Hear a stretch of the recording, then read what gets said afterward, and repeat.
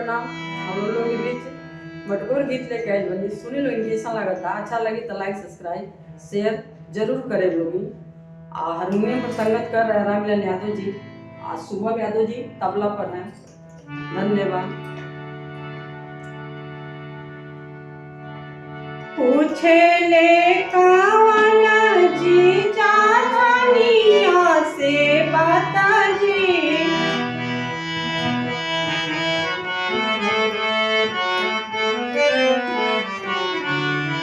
माटी के कोड़ाई धानी का पवन जी, माटी के कोड़ाई धानी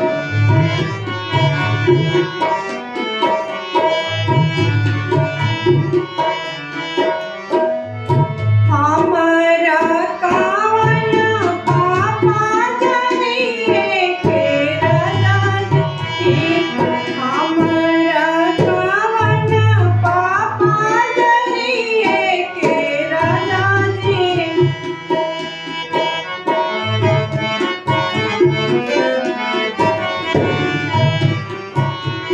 गलवा के हार दिहनी माटी के कोड़ाई जी, गलवा के हार दिहनी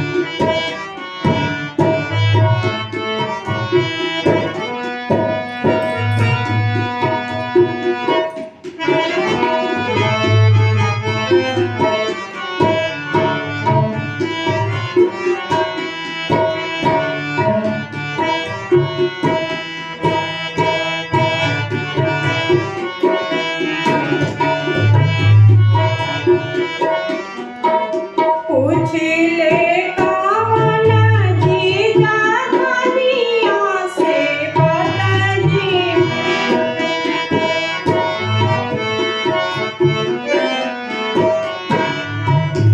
माटी के कोड़ाई धानी का पवन जी, माटी के कोड़ाई धानी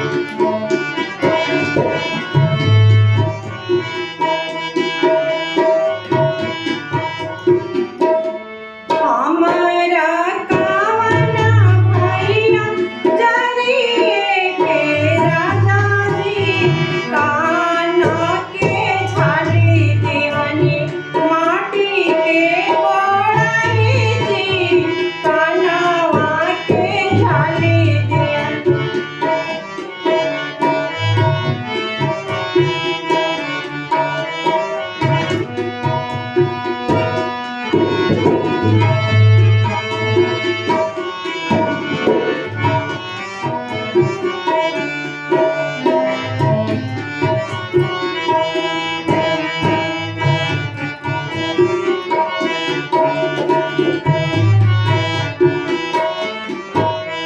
पूछ ले कावना जी जानिया से बता जी, पूछ ले कावना जी जानिया से बता जी, पूछ ले कावना जी जानिया से बता जी, माटी के कोड़ौनी धानी का पवनू ने गजी, माटी के लाइक जरूर करें।